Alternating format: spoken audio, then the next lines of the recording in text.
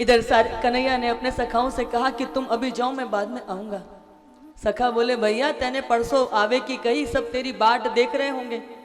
कन्हैया बोले मैंने कहा ना मुझे अभी बहुत काम है, तुम जाओ मैं बाद में आऊंगा। सखा बोले ऐसे कैसे चले जावे, तो ये अपने साथ में लेके जाएंगे। कन्हैया बोले जाओ अभी। सखा हट कर वे लगे तो कन्हैया ने उनको झिड़क दिया। सखा बोले ये मथुरा में आते ही आपको कहाँ है गो, आज तक तो कन्हैया ने कभी हमसे ऐसी बातें ना करी। कन्हैया ने मुख मोड़ लिया। सखाओं को लगा हमसे कितनी देर तक दूर रह पाएगा, अभी पीछे पीछे दौड़ करके आ जाएगा। लेकिन कन्हैया मुंह मोड़ करके आगे बढ़ गए। सखा पीछे मुड़ मुड़ करके देख रहे हैं, लेकिन कन्हैया लौट करके उनके साथ नहीं गया। इधर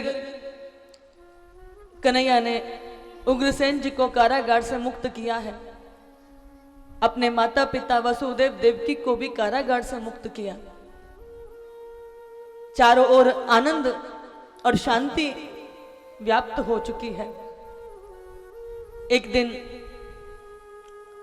इनका यज्ञोपवीत संस्कार हुआ और ये गुरु शिक्षा अर्जित करने के लिए, गुरु ज्ञान की प्राप्ति के लिए उज्जैन में सांदीपनी मुनि के पास आते हैं।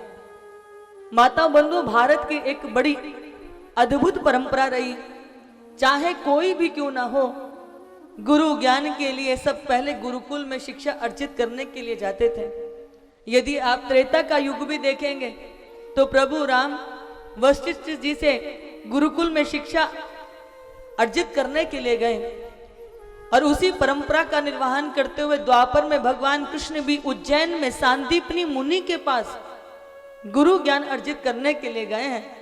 अभिप्राय इतने कहने का है कि दुनिया से जो चाहेंगे वो इकट्ठा कर लेंगे, वो जानकारियां होंगी, ज्ञान तो किसी सदगुरु के चरणों में बैठकर प्राप्त होता है।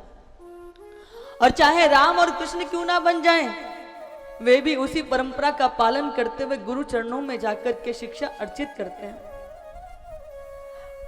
आजकल बहुत बार साधु संतों को देख करके मन में आता है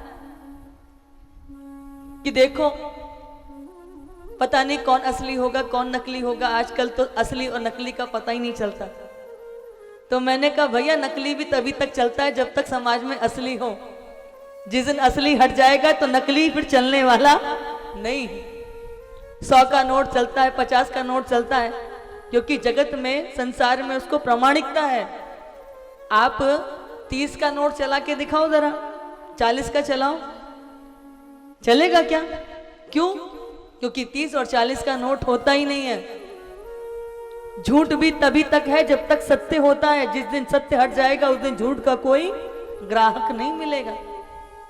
ये भारत की जड़ है, ये भारत का संस्कार है कि जब बालक आंखें खोलता है तब से हमारे जीवन में धार्मिक अनुष्ठान प्रारंभ होते हैं, और जब कोई यात्रा पूर्ण करके चिता पर भी जाता है तब भी पूजा पाठ विधि से ही उसकी अंतिम यात्रा होती है।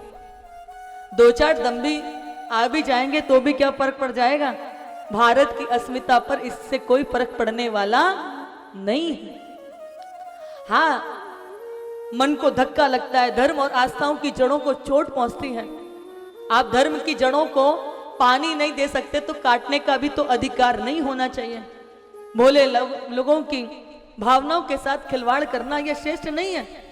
तो हम बहुत बार गुरुओं को कसा करते हैं अपनी कसौटी पर कि कितना आता है, कितना जानते हैं, पर यदि आप मेरे मन से देखोगे तो मुझे लगता है कि गुरु कैसा भी हो चलेगा, शिष्यत्व पूरा होना चाहिए।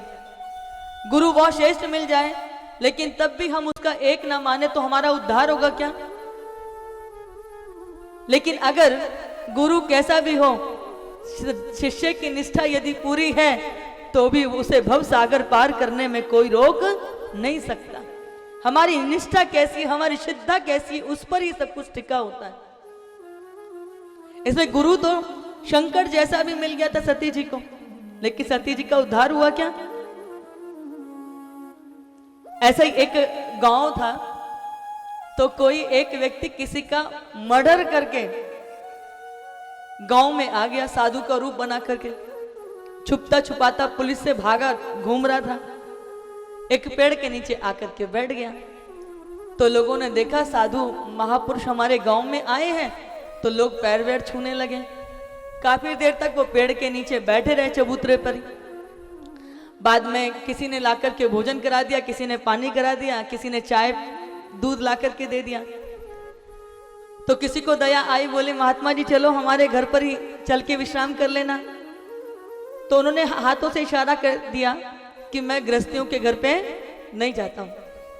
अब चूंकि सत्संग प्रवचन करना कुछ आता नहीं था, साधु ये था भी नहीं, क्योंकि किसी को परखने की ये भी तो एक निशानी है, गुफ्तगू बता देती है कि कौन खानदानी है। थोड़ी देर में सारा भेल खुद जाता। तो ये मौन हो जाना ही सबसे अच्छा समझा और कहते कि मैं मौन व्रत रखा हुआ है, बोलता नहीं। अब तो लोगों को बड़ी श्रद्धा हो गई, महाराज आज के समय में चुप रहना ही सबसे बड़ी बात है और ये मौन रखे हुए हैं। तो लोगों को और श्रद्धा आई, वो उसी पेड़ के नीचे खाएं पिए भजन करें, नहा धो के वहीं बैठ जाएं। अब तो धीरे धीरे बहुत सारे लोग उनके पास बैठे रहते, कोई पंखा झड़ता रहता, वहीं पे जाके धूप बत्ती लगाने लगे और बहुत सारे उस साधु के प्रति लोग जो हैं श्रद्धा से भर गए। तो लोगों ने हाथ जोड़े, कहते कि महात्मन भगवान की दया से आप हमारे यहाँ आ गए, अब यहाँ से कहीं और जाने की जरूरत नहीं है, अब तो आप यहीं पर रहो, भजन करो। और वहीं कुछ दूरी पर ही नदी के किनारे सुंदर सा वृक्ष वगैरह लगा हुआ था, वहां पे साधु की कुटिया बना दी। लोग वहीं पे जाकर के उनके पास अन्न धन सब्जी वब्जी रखाते थे। कोई कोई कभी कभी वहां जाकर के उनका दर्शन करता, हालचाल ले लिया करता था। अब गांव में भोले भाले लोग सीधे साधे, खैर अभी आजकल के तो गांव में भी सीधे साधे नहीं रहे सब। टीवी जहां जहां पहुंची है ना, सारी सज्जनता भोलेपन को नष्ट कर दिया। नहीं तो अगर भारत का दर्शन कहीं करना हो आज भी, तो भी आपको किसी गांव में जाकर के ही भारत का दर्शन होगा, क्योंकि आज भी भारत के अंदर 70 से 80% व्यक्ति किसान हैं, जमींदार हैं। लेकिन जब तक ये टीवी नहीं पहुंचा था तो आपको भगवान को खोजने के लिए जाना नहीं पड़ता। गांव के किसी व्यक्ति को देख लो, भगवान का दर्शन हो जाता था। इतना सीधा साधा भोला वाला होता था। एक तो ये टीवी जहां पहुंच गई और ये राजनीति जहां पहुंच गई, इसने सबका भोलापन छीन लिया।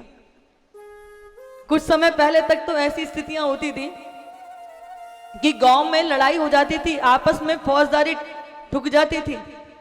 लेकिन जब किसी बहन बेटी का विवाह होता था तो पूरा गांव बारात की स्वागत में लग जाता था। लोग कहते थे लड़ाई तो उसके बाप से है, पर बेटी तो हमारे गांव की है, हमारी इज्जत है। ऐसी सोच लोगों के पास में थी। लेकिन आज बैठ करके सब देख रहे होते हैं कि कहीं कुछ बात बिगड़े तो हम मजा लें। सोचो मूल्यों का कितना पतन हुआ। इसलिए माताओं बंधुओं, सब स्वर्ग की जाने की आकांक्षा करते हैं, दान पुण्य भी करते हैं, तो सोचते हैं कि स्वर्ग में जाकर के मिलेगा। किसने स्वर्ग देखा और किसने नर्क देखा? पूज्य दीदी माँ बात करते हैं, कहते हैं कि स्वर्ग जाने की चर्चा चिंता मत करो, यहीं पर रह करके स्वर्ग को उतारने की चर्चा और चिंता करो तो जीवन सफल हो जाए, ये मनुष्य जन्म पाना सार्थक हो जाए। तो वो गांव में भोली भाली एक माता थी, वो साधु के पास पहुंची, उससे कहती हैं कि महाराज मुझे दीक्षा दे दो, गुरु मंत्र दे दो। कहते हैं कि बिना गुरु मंत्र के तो दान करना भी नहीं लगता। अब वो भोली भाली माता थी, तो वो महात्मा हाथ से इशारे से मना कर देते कि अभी नहीं, बाद में। अब ये स्त्री को लगता है कि देखो गुरुजी कह रहे हैं कि शायद मुझ में अभी खोट होंगे, इसलिए ये मुझे दीक्षा नहीं देना चाहते। फिर वो दोबारा गई कुछ दिनों के बाद, फिर कहा गुरुजी दीक्षा दे दो, जीवन पार हो जाएगा। वो कहते हैं जाओ अभी नहीं, इशारा कर दिया। अब वो सोचती है देखो कोई दम्भी बम्बी होता तो कहता कि आजा शिष्य बना लेता, शिष्य बनाने में जाता क्या है। और वैसे भी आज के समय में सबसे सस्ता काम है साधु बनना। पढ़ाई लिखाई करके किसी अच्छे पद पर जाने के लिए कितनी मेहनत लगती है, पर यहाँ तो मूड मुड़ाए 3 गुण, सर की मिट गई खाज, बनी बनाई रोटी मिले लोग कहे महाराज, इससे सस्ता सौदा क्या होगा। अब वो महात्मा जी कहते हैं कि अभी नहीं, बाद में आना। अब वो महिला फिर कुछ दिनों के बाद पहुंच गई, पैर पकड़ लिए, महाराज अब तो दे दो दीक्षा। तो उन्होंने कहा ठीक है, तब महात्मा ने अपनी मौन खोला और कहते हैं, देख तेरी वजह से मैंने अपना मौन तोड़ा है, बार बार पीछे पड़ी हुई है दीक्षा के लिए। ठीक है, मैं तुझे दीक्षा दे दूंगा, पर मेरी बात ध्यान से सुन। तेरे घर में जितना भी नगदी है, जेवर है, सब लेकर के आ जाना सुबह सुबह मेरे पास में। अब उस स्त्री को लगा, देखो बड़ी मुश्किल से तो दीक्षा देने के लिए राजी हुए हमारे गुरुजी, मेरी परीक्षा ले रहे होंगे। नहीं तो इनको क्या चाहिए, ये तो कुछ बोलते हैं ना, कुछ पहनते हैं, इन्हें क्या चाहिए, जो जैसा वस्त्र दे दे वैसा धारण कर लें।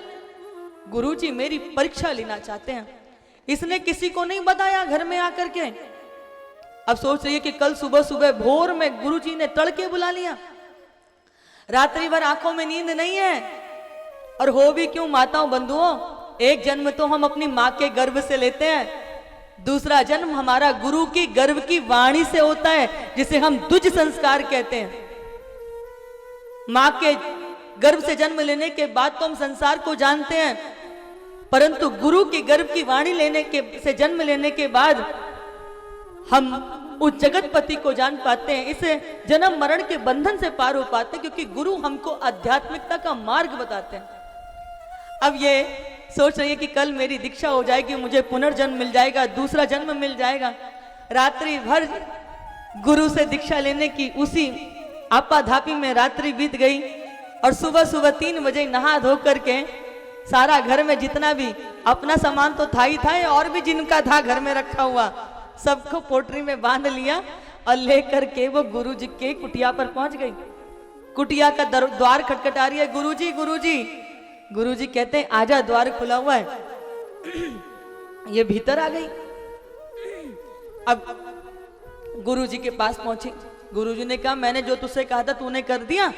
बोले, गुरुजी जो आपने कहा था मैंने सब कर दिया, घर में जितना भी था सब उठा करके ले आई हूं, बस आप तो मुझे दीक्षा दे दो, गुरु मंत्र दे दो। अब तो ये बड़ा प्रसन्न हुआ। गुरुजी ने मंत्र दे दिया और कहा, देख जब तक मैं ना बोलूं तब तक यहां से उठकर मत जाना, आंखें मत खोलना। अब ये गुरुजी तो थे नहीं, दम्भी थे, सामान वामान लेकर के वहां से 9 2 11 हो गए।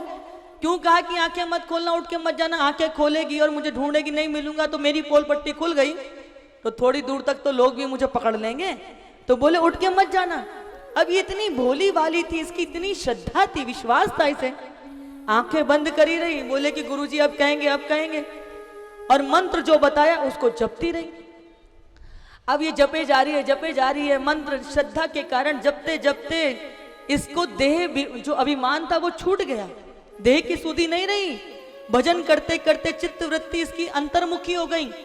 कई बार हम जिंदगी भर साधु बन करके भी भजन करते हैं, तब भी हमारा ध्यान नहीं लग पाता, और कई बार थोड़ा सा भी गुरु चरणों में बैठ जाओ तो कुंडली जागरण हो जाती है, क्योंकि इसकी आधी से ज्यादा यात्रा आप पहले करके आ चुके हो, अब तो बस थोड़ा सा स्पर्श चाहिए था। वो स्त्री पहले से ही भगत थी, भजन जैसे ही करना प्रारंभ किया, आंखें खोली नहीं, उसकी जो चित्त वृत्ति थी वो अंतर्मुखी हो गई। अब भूखी प्यासी बैठी कुटिया में भजन कर रही है, घर वाले ढूंढ रहे हैं कि आखिर कहाँ चली गई, कोई झगड़ा नहीं, कोई कलेश नहीं, कहाँ चली गई बिना बताए, सब इधर उधर ढूंढते फिर रहे। अब किसी को क्या पता कि गांव में कुटिया में बैठी भजन कर रही है। इधर भूखे प्यासे बैठे बैठे इसको 2-3 दिन हो गया, भगवान से देखा नहीं गया। चतुर्भुज रूप धारण करके मेरे प्रभु उसे कुटिया में प्रकट हो गए। जैसे ही मेरे प्रभु प्रकट हुए, इसकी आंखें खुली, देखा तो सम्मुख प्रभु खड़े हुए हैं, आंखों से अश्रुधारा प्रवाहित हो गई, प्रभु के चरण पकड़ लिए। प्रभु कहते हैं, जा घर लौट जा, तेरे घर वाले तुझे ढूंढ रहे हैं, तू भूखी प्यासी किसके लिए भजन कर रहे हैं? अरे वो तो कपटी था, दम्भी था, तेरा सब कुछ लेके भाग गया। तो वो चरणों में गिर गई, कहती है कि प्रभु कुछ भी कहना है, कोसना है, बुरा भला कहना है, आप मुझे कहो, पर मेरे गुरुदेव को मत कहो। यदि वो नहीं होते तो आज आप इस कुटिया में दर्शन देने के लिए प्रकट नहीं होते। आज ये जो कृपा हुई है ये तो उन्हीं के कारण हुई है। इसलिए मुझे ऐसा लगता है कि गुरु कैसा भी हो चलेगा, लेकिन शिष्य की निष्ठा कैसी है, उसकी श्रद्धा कैसी है, उसकी भावना कैसी है, ये महत्वपूर्ण है। यदि हमारी भावना शुद्ध नहीं होगी, हमारा विश्वास शुद्ध नहीं होगा, तो हमें शंकर समान विरंची सतगुरु भी मिल जाए तो भी हमारा कल्याण होने वाला नहीं है। क्योंकि हमें कोई ज्ञानी सदगुरु ही हमको वहां लेके जाता है जहां व्यक्ति जन्म मृत्यु से परे, लाभ हानि से परे, यश अपयश से परे, मान अपमान से परे उस सत्य को जान पाता है जिसको जानने और पाने के लिए मनुष्य जन्म मिला है। माताओं बंधुओं, ये संसार कितना भी अच्छा दिखाई देता है, शाश्वत दिखाई देता है, परंतु ये संसार सत्य नहीं है। ये सब माया है। माया के कारण ये सत्य स्वरूप दिखाई देती है, क्योंकि परमात्मा की माया, जागृत स्वप्न सुषुप्ति ये सब सत्य दिखाई देता है, परंतु ये संसार सत्य नहीं है। ये संसार नष्ट होने वाला है, मिटने वाला है, और जो शाश्वत नहीं, जो सदैव रहने वाला नहीं, वो सत्य नहीं हो सकता।